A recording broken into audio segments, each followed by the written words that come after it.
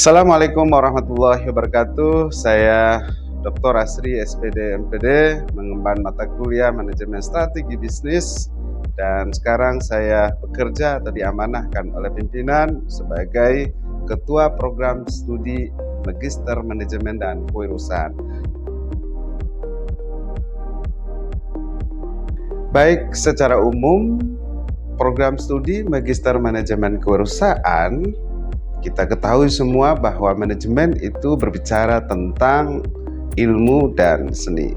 Dan tentang ilmu dan seni itu semua bagaimana menggerakkan, bagaimana merencanakan, bagaimana menggunakan pengetahuan yang rasional dan menggunakan tentang gaya dan tipikal yang etis dan estetika.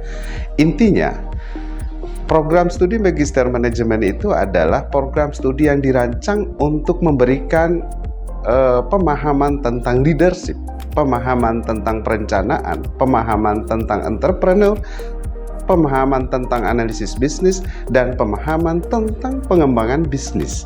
Kesimpulan yang diambil di sini, program studi Magister Kewirausahaan itu adalah memberikan keleluasaan terhadap mahasiswa untuk bisa mengembangkan inovasi-inovasi bisnisnya dalam rangka menjawab tantangan global.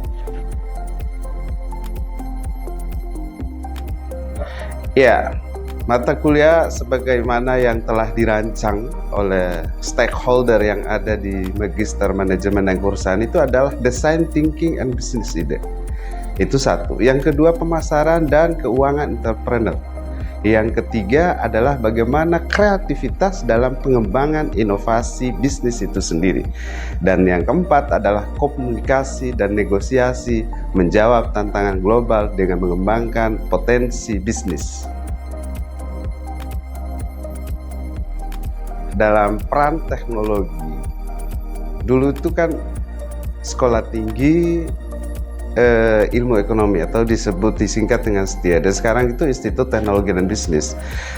Dalam rangka kaitannya dalam pengembangan teknologi informasi, perannya sangat fundamental karena memiliki peran yang sangat penting di bidang manajemen. Bagaimana misalnya kita melakukan pemasaran yang dulu kita membutuhkan tempat yang strategis, tapi sekarang tidak perlu lagi misalnya tempat gedung yang sangat luas untuk mengembangkan bisnis, tapi melalui genggaman tangan saja kita sudah bisa mengembangkan hasil inovasi ataupun hasil produk yang kita lahirkan, produk yang kita keluarkan.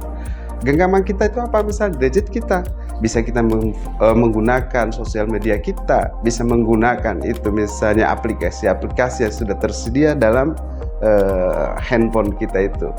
Makanya di agama pun sudah ditentukan bahwa garis tanganmu akan menjawab kehidupanmu di masa yang akan datang.